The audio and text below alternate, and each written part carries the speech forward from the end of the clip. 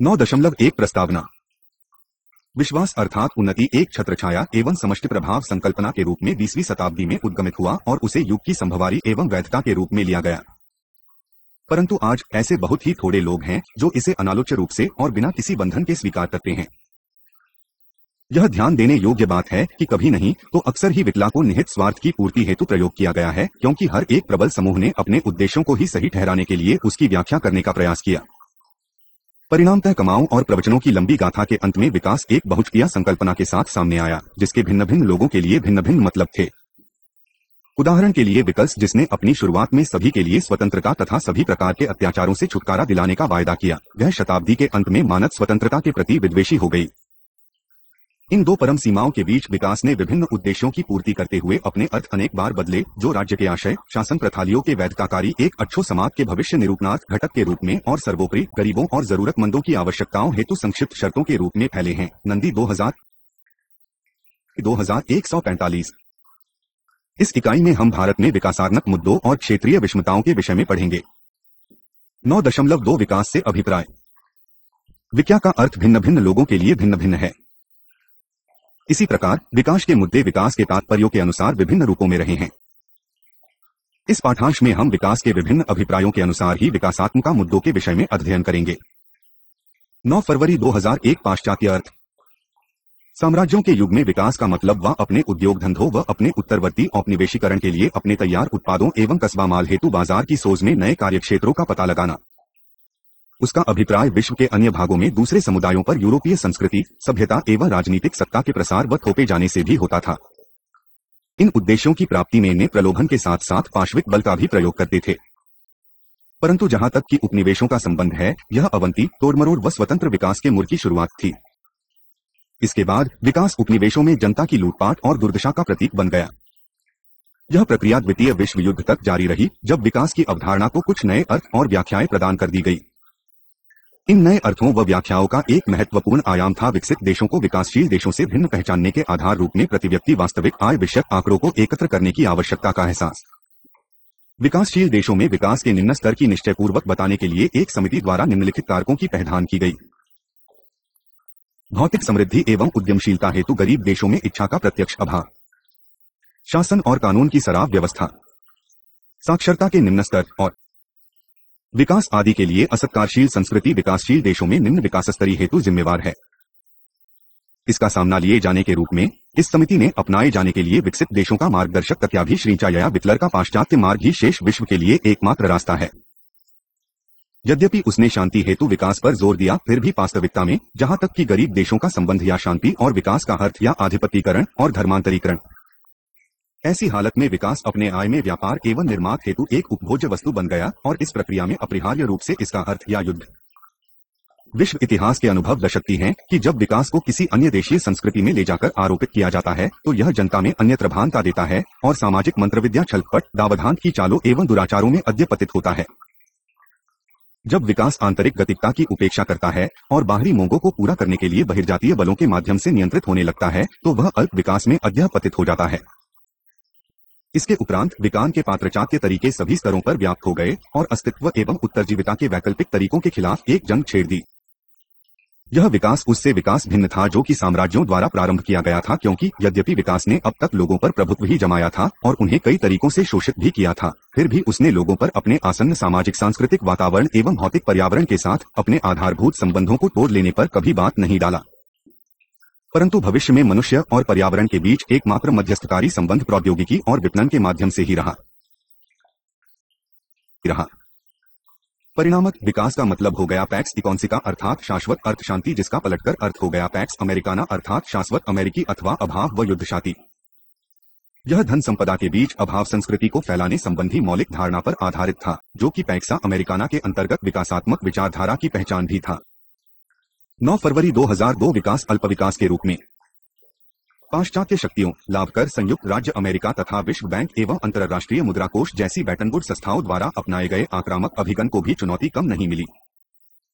यद्यपि वे पाश्चात्य शक्तियां शीत युद्ध के अंतर्गत दृढ़ से दृढ़तर स्थितियों में धीरे धीरे पहुंचती रहीं और उन्होंने दुनिया भर में शांति हेतु विकास संबंधी सफलता की शैली भी बधारी, फिर भी कुछ सिद्धांतवादी ऐसे भी सामने आए जिन्होंने आक्रामक पैक्स इकोनॉमिका पैक्स अमेरिकाना के भुक्तभोगियों के हित का समर्थन किया। आक्रामक पश्चिमी विकास सिद्धांतियों से भिन्न इन विद्वानों के पास अपर्याप्त एवं व असंगत आंकड़ों व रिकॉर्डों संबंधी गंभीर सीमाबद्धता थी। उनके पास उन तथ्यों व आंकड़ों को जुटाने जैसा एक धृष्ट कार्य था जो कि सामाजिक, सांस्कृतिक तथा राजनीतिक ऐतिहासिक स्थलों की एक विशाल श्रृंखला में विस्तारित, अधिकतर गुणात्मक में मौखिक परंपराओं, प्रथाओं, मूल्यों व सांस्कृतिक व्याख्याओं संबंधी उनका अतिरिक्त अर्थ था। इसके अलावा उन पाश्चात्य विकास सिद्धांतियों से भिन्न जिन्हें विकास दरों प्रति व्यक्ति आयों पर ध्यान केंद्रित करना होता था, इन्हें जनता की कंगाली, गंदगी और दुर्दशा, विशेष तौर पर उपनिवेश बस्तियों में, पर ध्यान केंद्रित करना था।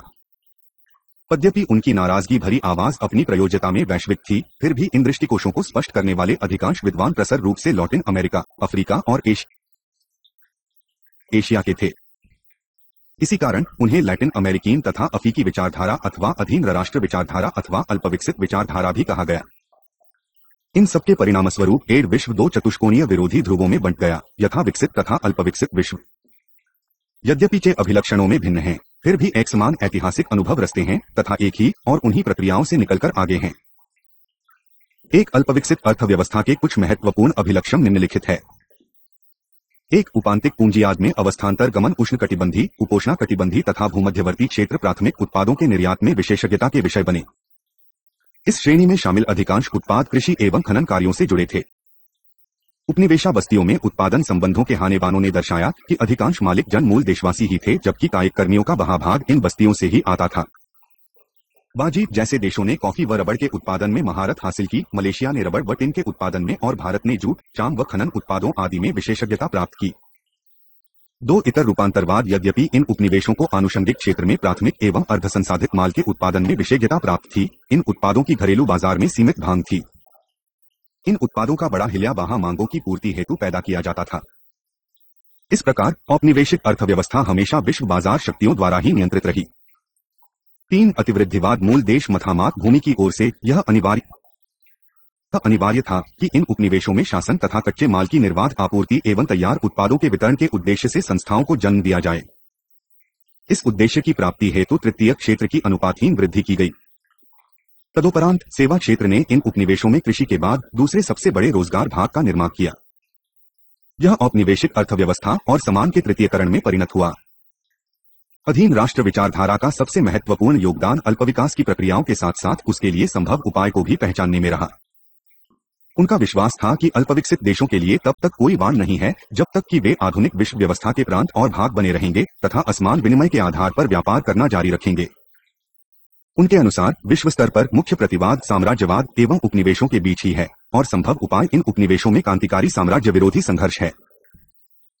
इसके अतिरिक्त उन्होंने इस बात पर भी बल दिया कि इन उपनिवेशों में राष्ट्रीय उदारवादी आंदोलनों को एक ही समय में विदेशी सरकार के एजेंट बुर्जुआ वर्ग तथा विश्व साम्राज्यवाद को भी निशान बनाना चाहिए ताकि अपनी अल्पविकसित स्थिति पर नियंत्रण पाया जा सके।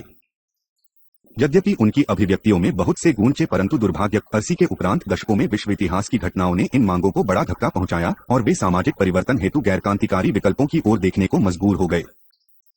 तदुपरांत विकास को नए शब्दों में परिभाषित किए जाने की आवश्यकता पड़ी। 9 फरवरी 2003 विकास स्वतंत्रता के रूप में 20वीं शताब्दी मानव इतिहास में सर्वाधिक घटनापूर्ण कालों में एक रही है। मानव मात्र एक के साथ साथ बढ़ती आशाओं तथा अगाध निराशाओं व विषादों को भोगता ही रहा।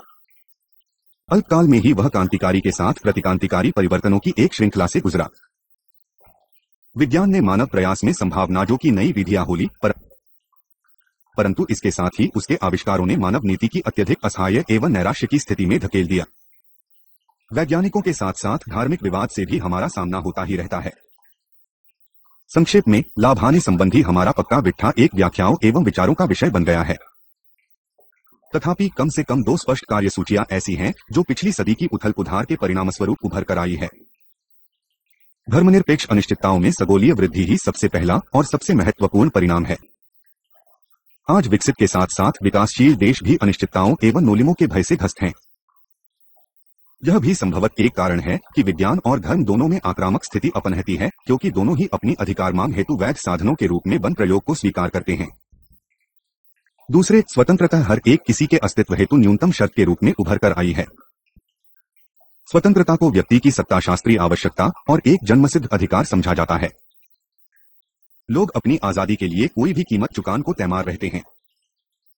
इसको व्यक्ति के सामाजिक एवं वैयक्तिक उत्तरजीवन हेतु एक पथासंभव न्यून मार्ग माना जाता है। आधुनिक काल में यही जादू का तावीज है। अब लोग अपने को सिर्फ गिनती में लिए जाने के लिए ही संघर्ष नहीं करते, वे अपने नामों को अपने मौलिक अधिकार के रूप में सूचीबद्ध किए जाने की मांग करते हैं। पहचान के लिए लड़ी लोकतांत्रिक सहभागितापूर्ण शासन हेतु लास्ट शब्दाडंबर बन गया है। इसने प्रत्येक सामाजिक दृश्य घटना की विषयवस्तु एवं वैधता शक्ति का पुनर्निर्माण किया है। एक नीति और रणनीति के रूप में विकास किसी भी अन्य चीज के मुकाबले अधिक इन्हीं परिवर्तनों से प्रभावित हुआ है। लोग हर जगह चाहते हैं कि विकास स्वयं को उनके लोकतांत्रिक अधिकारों तथा उनके द्वारा भोगी जाने वाली स्वतंत्रता के प्रति एक न्यूनतम गारंटी के रूप में स्थापित करें। सेन इस दृष्टिकोण के उत्साही समर्थकों में एक है। अपनी पुस्तक डेवलपमेंट एज फ्रीडम में वह लिखते हैं, स्वतंत्रता का विस्तार देखा जाता है विकास के मुख्य परिणाम और प्रमुख साधन के रूप में। सेना 2001। वह आगे लिखते हैं कि प्रमाणित परतंत्रता को हटाना यहाँ विकास का जन्म होता है। सन 2001। यह एक संकल्पना के रूप में विकास को उसके सीमित प्रगरोगों प्रतिव्यक्ति आय व विकास दर आदि से भी मुक्त करने का प्रयास करते हैं। यह एक एकीकृत अभिगम प्रस्तुत कर उसे एक विस्तृत अर्थ में प्रयोग किया जाना पसंद करते हैं, जिसमें शामिल हो आर्थिक अवसर, राजनीतिक स्वतंत्रता, सामाजिक न्याय, शासन में पारदर्शिता तथा शरणीय सुरक्षा, न सिर्फ आर्थिक जोखिमों के विरुद्ध बल्कि निरक्षरता, रोग विकारों, सामाजिक संघर्षों के खिलाफ भी। सेन 2001। विकास परतंत्रता के प्रमुख मूल कारणों को दूर किए जाने की अपेक्षा करता है, जैसे दरिद्रता के साथ साथ सर्वांगी सामाजिक बंधन, जन सुविधाओं की उपेक्षा के साथ साथ असहिष्णुता अथवा दमनकारी राज्यों की अतिसक्रियता। सेन 2001.3। वर्तमान वैश्विक स्थितियों पर सेन ने लोभ व्यक्त किया, जहां जनता और देशों के एक छोटे से अल्पसंख्यक वर्ग की अभूतपूर्व धन समृद्धि राष्ट्रों व उनकी जनता के एक विशाल बहुसंख्यक वर्ग की साधारण स्वतंत्रता तक की कीमत पर हो रही है। दूसरे शब्दों में, आर्थिक विकास अकेले ही स्वतंत्रता और लोकतंत्र की गारंटी नहीं देता। इसके विपरीत गरीबी दूर करना तथा समुचित जन सुविधाएं उपलब्ध कराना, सामाजिक देखभाल, स्वास्थ्य रक्षा हेतु संगठनात्मक प्रबंध, खासकर महामारी विज्ञान संबंधी कार्यक्रम, शिक्षण सुविधाएं तथा स्थानीय शांति एवं व्यवस्था कायम रखने हेतु प्रभावी संस्थाएं आदि लोकतंत्र एवं विकास योनि की सफलता के लिए अन्य अनिवार्य आवश्यकताएं हैं। सेन ने दो कारणों से स्वतंत्रता और विकास के बीच गहरे अंतर्संबंधों को भी स्थापित किया। मूल्यांकनकारी कारण, विकास का मूल्यांकन इस लिहाज से करना होगा कि क्या वह स्वतंत्रता जो लोगों के पास है बढ़ रही है, और प्रभावशाली कारण, क्या वह स्वतंत्रता जिसका कि लोग उपभोग कर रहे हैं संबलित है और एक धारणीय अभिकरण के माध्यम से उसकी गारंटी दी गई है। इस प्रकार विकास और स्वतंत्रता को अपने निरूपणों में नए अर्थ मिले हैं। 9 फरवरी 2004। विकास सतत विकास के रूप में। विकास, जिसे विभिन्न विद्वानों द्वारा अपरिहार्य के रूप में लिया गया है, खासकर विश्व शांति, स्वतंत्रता, लोकतंत्र तथा आधुनिकीकरण आदि के लिए, ने इन सभी दावों को झुठला दिया। उल्टे मानवता को पर्यावरण तथा सांस्कृतिक बाहुल्यों के खिलाफ एक तंबी लड़ाई के रास्ते पर ताने को छोड़कर उसने सदा वर्धमान सामाजिक असमानताओं, क्षेत्रीय विषमताओं, लोगों के विस्थापन तथा वैश्विक रूप से रोग व भूषण के फैलने को प्रतीक बनाया। इसी कारण विद्वानों की एक नई जमात ने संपूर्ण प्रक्रिया एवं विकास की अवधारणा पर सवाल किया। उन्होंने विकास के प्रति अपने कुसंतुलित व्यवहार के लिए अल्पविकसित विचारधारा वाले विद्वानों की आलोचना की। उनके योगदान की स्वीकार करते हुए उन्होंने प्रवृत्ति पर गर्म संबंधी और उत्पादन साधनों के विस्तार में बाजार संबंधों के पक्ष में अपने तर्कों में विस्तारवादी होने का आरोप लगाया। वे विकास से संबंधित कुछ कहे मुद्दों के प्रति अदूरदर्शी रहकर एक छोटे से अल्पसंख्यक वर्ग के हितों का पक्ष लेने के लिए विकास विचारधारा के भी समान रूप से आलोचक थे। हाल ही में विकास की बढ़ रही प्रक्रिया में कुछ और मुद्दों को शामिल किया गया है, जिसकी एक और दृष्टिकोण से आलोचना की गई है। इनमें सबसे महत्वपूर्ण मुद्दे पर्यावरण विकास, पारिस्थितिक संकटों तथा सामाजिक पारिस्थितिक आपदाओं से जुड़े हैं। यद्यपि आधुनिकीकरण और निरंतर चल रही विकास प्रक्रियाओं संबंधी आलोचनाएं कुछ समय तक शीघ्र आने वाली रही, फिर भी मुख्य रूप से भारत में मोहनदास गांधी तथा पश्चिम में मैक्स हॉर्सिमर व थियोडर एडोनो द्वारा दिए गए योगदान ही ये जो गत शताब्दी के पूर्वार्ध में सर्वाधिक महत्वपूर्ण रहे। यद्यपि गांधी जी ने नैतिक एवं नीतिशास्त्रीय आधार पर इसकी आलोचना की, हॉर्सिमर व एडोनो संपूर्ण प्रबोध परियोजना व विवेक प्रतिमान के ही आलोचक में, जिन्होंने ही उनके अनुसार विकास में अंतर्निहित अनर्थ के पश्चिमी मार्ग की सफलता की मूल प्रोत्साहन प्रदान किया।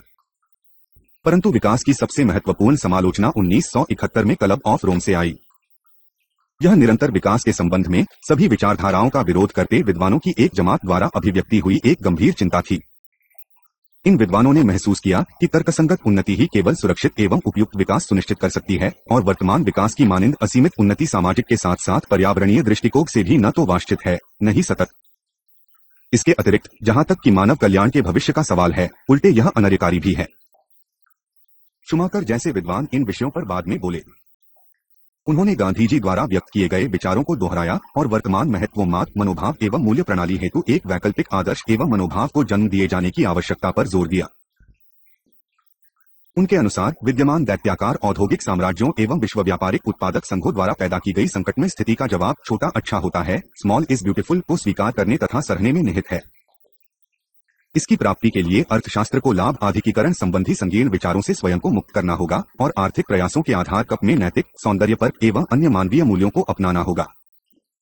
80 का दशक भी विकास के इतिहास में महत्वपूर्ण रहा क्योंकि अब तक विकास संबंधी अधिकांश समालोचनाएं स्थानीय अथवा क्षेत्रीय स्तरों पर व्यक्तियों द्वारा ही की गई थी, परंतु यहां से आगे विश्व स्तर पर यह महसूस किया जाने लगा कि विकास की लागत उत्तरोत्तर कब से अपने लाभों पर भारी पड़ रही है। भूमंडलीय तापन, ओजोन परत के अवक्षय, नाभिकीय विकिरण के उत्सर्जन एवं अन्य प्रकार के प्रदूषकों ने बर्दाश्त की सीमाएं पार कर ली हैं और यदि रोक न लगाई गई तो मानव जाति का भविष्य खतरे में है। यह अत्यावश्यक समझा गया कि अब तक विकास एवं उसकी समालोचनाओं में केवल मानव कल्याण को ध्यान में रखा गया और संपूर्ण विकास प्रक्रिया में अन्य भागीदारों यथा पर्यावरण की ओर से औले मूंद ली गई। विश्व स्तर पर सर्वप्रथम और संगठित प्रयास संयुक्त राष्ट्र संघ के तत्वाधान में भूमंडलीय पर्यावरण विषयक एक आयोग गठित करने के बाद ही शुरू किए गए, जिसे लोकप्रिय रूप से पर्यावरण पर स्टॉकहोम सम्मेलन के नाम से जाना जाता है। इस सम्मेलन की कार्यवाहियों तदंतर बुंटलैंड कमीशन रिपोर्ट शीर्षक से रिपोर्टी तथा अवर कॉमन फ्यूबर में भी प्रकाशित हुई। इस सम्मेलन के बाद से ही सतत विकास की संकल्पना प्रचलन में आई और उन संकटों को समाप्त करने हेतु सर्वाधिक भौतिक योगदान के रूप में स्वीकार की गई जो उत्तरोत्तर विकास द्वारा जन्मे में। उक्त रिपोर्ट में सतत विकास की संकल्पना का भावार्थ इन शब्दों में दिया गया: विकास जो भावी पीढ़ियों की उनकी अपनी आवश्यकता की पूर्ति हेतु क्षमताओं से समझौता किए बगैर वर्तमान आवश्यकताओं को पूरा करता है, सभी के लिए उन्नत जीवन मानक, बेहतर संरक्षित एवं नियंत्रित पारितंत्र तथा एक अधिक सुरक्षित, अधिक समृद्ध भविष्य।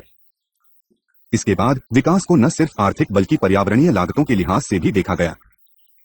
यह महसूस किया गया कि विकास के लिए जरूरी है कि वह न्यूनतम पर्यावरणीय मानकों एवं सुरक्षा प्रतिमानों से जुड़ा हो, न ही तक कि विकसित जगत का संबंध है। यह मुख्यतः दो कारणों से विकास संबंधी गंभीर समालोचनाओं में एक थी। प्रथम, अब तक तीसरी दुनिया के विद्वानों द्वारा की गई विकास संबंधी समालोचनाओं को विकसित जगत द्वारा निरस्त किया गया था, यह कहकर कि यह पश्चिम विरुद्ध प्रचार है या फिर सबसे अच्छे रूप में अल्पविकसित दक्षिण द्वारा अपनाई गई एक रणनीति ताकि विकसित उत्तर से लड़ सके और उनसे अधिक रियायतें पा सकें। इसके अतिरिक्त उन्होंने अल्पविकसित विचारधारा पर यह भी आरोप लगाया कि वह अपने तर्कसंगत निक पर ध्यान दिए बगैर उत्तर व दक्षिण संडों के बीच एक कृत्रिम दरार पैदा कर रहा है। अल्पविकसित विचारधारा के निरुत्साही रुझान प्रति उत्पादक सिद्ध हुए क्योंकि पीठ पीछे उसने अभाववरत तीसरी दुनिया के सिताफ उच्च रूप से विषम जातीय विकसित जगत को एकजुट करने में एक काफी जरूरी समर्थनकारी बल के रूप में काम किया। दूसरे, पहली बार विकसित बारात ने भी उन बढ़ते पर्यावरणीय जोखिमों से बतरा महसूस किया जिनसे जूझ गाने में वे अकेले असमर्थ थे। यद्यपि संसाधनों का सदा वर्धमान अवक्षय जीवन संबंधी आधुनिक तरीकों के सातत्य में मुख्य मुद्दा बनता जा रहा था, फिर भी इससे भी ज्यादा गंभीर थे पारिस्थितिक एवं पर्यावरणीय संकट जो एक और प्राकृतिक संसाधनों के अंधाधुंध दोहन एवं इस्तेमाल के कारण सामने आ रहे थे और दूसरी ओर भूमंडलीय तापन, हरित गृह प्रभावों, ओजोन परत अवक्षय आदि जैसे पर्यावरणीय निम्नीकरण से पैदा हो रहे थे। वे संकट इतने गंभीर थे कि उन्होंने न सिर्फ विकास की चल रही प्रक्रिया पर प्रश्न चिन्ह लगा दिया बल्कि स्वयं मानव सभ्यता का भविष्य भी दांव पर लग गया और समृद्ध व दरिद्र राष्ट्र एवं जनता पर ध्यान दिए बगैर अपने प्रभावों को छोड़ने में उसने किसी को नहीं बख्शा। इसके उपरांत विकसित जगत विकास की वैकल्पिक रणनीतियों सोचने पर मजबूर हो गया तथा सतत विकास की अवधारणा को इस उद्देश्य की प्राप्ति हेतु सर्वाधिक उपयुक्त समझा गया। सतत विकास को विकास के विधिसंगत नैतिक विकल्प के रूप में प्रस्तुत किया गया। तदुपरांत संयुक्त राष्ट्र पर्यावरण कार्यक्रमों UNEP के अंतर्गत इस विषय पर विश्व भर में अनेक सम्मेलन आयोजित किए गए। जलवायु पर क्योटो सम्मेलन तथा रियो डी जनेरो, ब्राजील में पृथ्वी सम्मेलन इस लिहाज से सबसे महत्वपूर्ण ये। इन प्रयासों का वास्तविक परिणाम यह हुआ कि UNEP सातत्य विकास लाने के लिए कुछ मौलिक सिद्धांतों की रूपरेखा तैयार करने में सफल रहा। इसके अतिरिक्त अपनी मोबन्ना को मजबूती प्रदान करने के लिए सातत्य विकास पर संयुक्त राष्ट्र सम्मेलन में लक्ष्य प्राप्ति हेतु सामाजिक, पर्यावरणीय, आर्थिक तथा सांस्थानिक संकेतकों की एक से भी तादाद में स्थापित किया। बुटोला 2004। बुंटलैंड कमीशन रिपोर्ट को प्रकाशित हुए 15 वर्ष से ऊपर ही चुके हैं और पृथ्वी सम्मेलन के बाद एक दशक से भी अधिक बीत चुका है, परंतु जहां तक कि उनकी व्यवहार में लाने कर प्रश्न है, इन दोनों में कलिप्त उद्देश्य श्रमक ही रहे हैं। इसकी असफलता के अनेक कारण है, परंतु सबसे महत्वपूर्ण है उनके उपभोग प्रतिमान एवं संसाधनों के अभेदकारी प्रयोग की दिशा में विकसित देशों का अड़ियात रवैया जिसने इस अवधारणा के व्यवहार को वस्तुतः प्रमाणित कर दिया है। निम्नीकृत होते पर्यावरण की जानिब विकसित देशों की निर्माण अनिक्षम ने विश्व में अनेकों को चुनौती दी है। इनमें सर्वाधिक असुरक्षित तो हैं जो अपनी आजीविका के साथ साथ जीवन और पहचान का अर्थ भी अपने पर्यावरण से ही व्युत्पन्न करते हैं।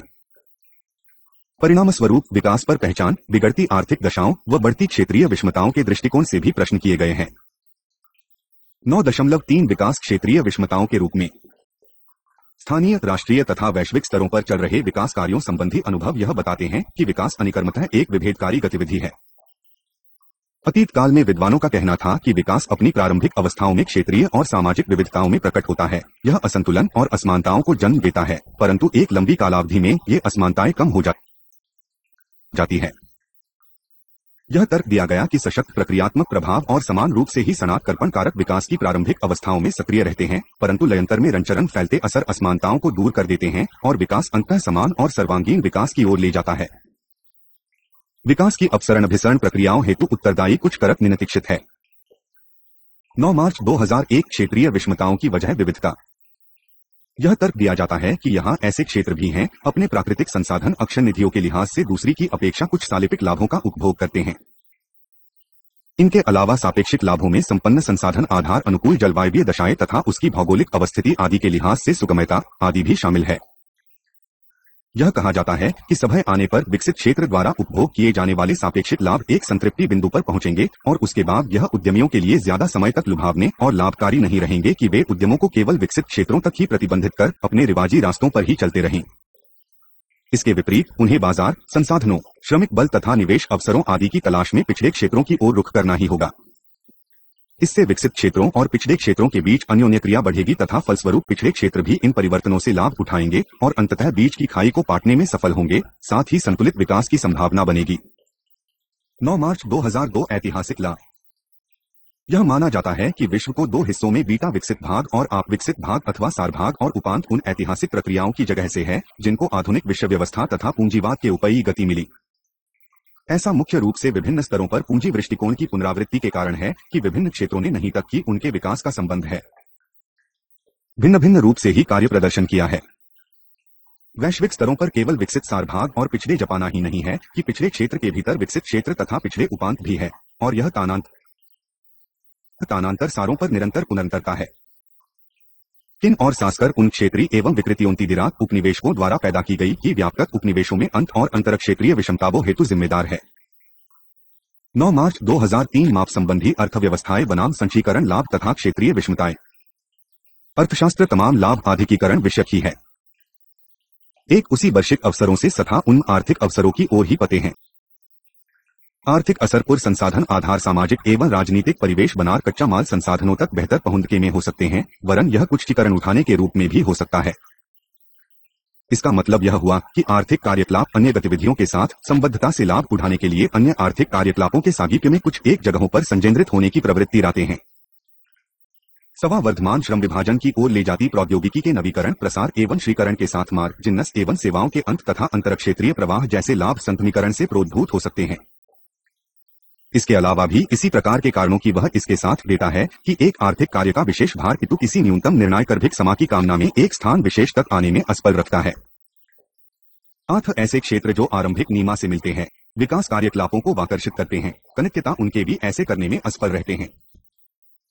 ऐसे भी विद्वान हैं जो यह मानते हैं कि पूंजीगत संसाधनों एवं प्रौद्योगिक नवीकरणों की दर उनके प्रसार एवं सकर्भवावधि आदि विकास के साथ साथ एक क्षेत्र विशेष के पिछड़ेपन में भी मोयकारी बनते हैं। ऐसे जो इस संकेतकी के प्रति सकार्य दर्शन करते हैं, वे भी उनके मुकाबले अधिक तेजी से पनपते हैं, नो जानी अनुक्रिया में सुस्त है। इनके बीच अंतर क्षेत्रीय स्मिताओं के समेकन में परिया होते हैं। कुछ ऐसे विधान भी है कि यह मानते हैं कि आधुनिक प्रौद्योगिकी के इसके संबंध में कुछ सांस्कृतिक समूहों के बीच उलाह की कमी और नए उद्योगों में हाथ डालने की अनिच्छा भी कुछ देशों के बीच विकास प्रेरक शक्ति पर निराशाजनक प्रभाव डालती है। परिणामस्वरूप वे विकास के निम्न स्तर पर ही रहते हैं। भारत विकास और वैषम्य के विरोधाभास का एक सुसंतुलित उदाहरण प्रस्तुत करता है। अगले पाठांश में भारत के संदर्भ में विकास एवं क्षेत्रीय विषमताओं पर चर्चा है।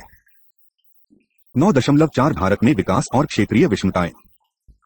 9 अप्रैल 2001 औपनिवेशिक प्रभाव। उपनिवेशवाद, विदेशी शासन और परतंत्र विकास भोगने संबंधी भारत का एक लंबा इतिहास है। ब्रिटिश औपनिवेशिक सत्ता के भीतर अपनी भाग्याधीन स्थिति के परिणामस्वरूप ही औपनिवेशिक शोषण के साथ साथ अपने आर्थिक, सामाजिक एवं क्षेत्रीय तानेबानों में अभिव्यक्तियों के भी रहा। विकास सामाजिक गठन की नितांत प्रक्रिया में गहरे संस्थापित था और उसका निदान भी संरचनात्मक परिवर्तन में छुपा था। पापी भारत ने औपनिवेशिक शासन के खिलाफ एक लंबी लड़ाई लड़ी, फिर भी वह संरचनात्मक परिवर्तन के मुद्दे को उठाने तक से बचता रहा। निष्कर्षतः देश की आजादी के बाद कोई ज्यादा उम्मीद नहीं की गई। किसी प्रकार के क्रांतिक कदम उठाने की बजाय भारत ने मिश्रित आर्थिक विकास का मार्ग अपनाया।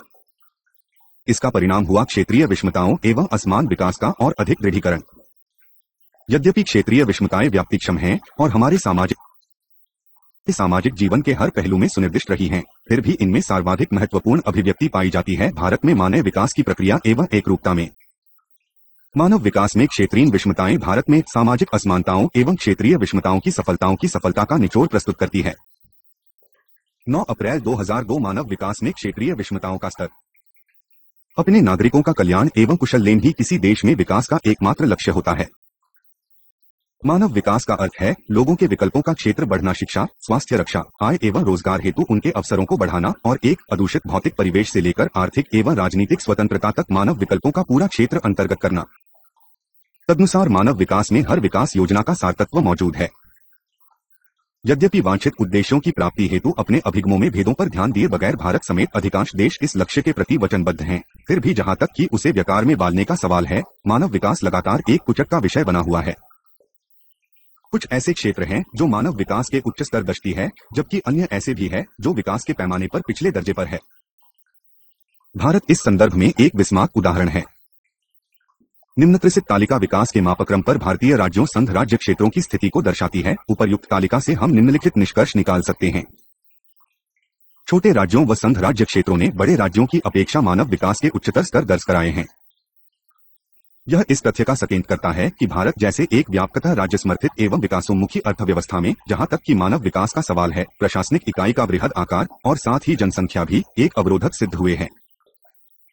ऐसे राज्य व संघ राज्य क्षेत्र जिन्होंने स्वैच्छिक संगठनों, गैर सरकारी संगठन एवं मिशनरी आदि की गतिविधियों के माध्यम से शिला एवं स्वास्थ्य सुविधाओं के क्षेत्र में मूल अवस्थापन के विकास का अनुभवशान किया है, मानव विकास के उच्चतर स्तरों को प्राप्त किया है। आर्थिक विकास को बेहतर मानव विकास हेतु मूल आवश्यकता माना जाता है, परंतु भारत के विभिन्न राज्यों के अनुभव वशती है कि मानव विकास के उच्चतर स्तरों को हासिल करने के लिए महज आर्थिक विकास ही पर्याप्त नहीं है। वे राज्य जो औद्योगिक एवं कृषिक विकास में उल्लेखनीय प्रगति बांधती है, मानव विकास के क्षेत्र में महत्वपूर्ण उपलब्धियां दर्ज कराने में विफल रहे हैं। कुछ समुदाय आर्थिक विकास यशनी के लिहाज से हीले हो सकते हैं और निष्वरियत भौगोलिक के साथ साथ देश की आर्थिक परिधि का भी निर्माण करते हैं, परंतु जहां तक कि मानव विकास का प्रश्न है, वे निरे सारभाग का ही हिस्सा है। मानव विकास के लिहाज से अन्य दक्षिण एशियाई देशों के समकक्ष खड़ा होने के लिए भारत के सामने एक लंबा रास्ता पड़ा है, जो कि तय किया जाना है।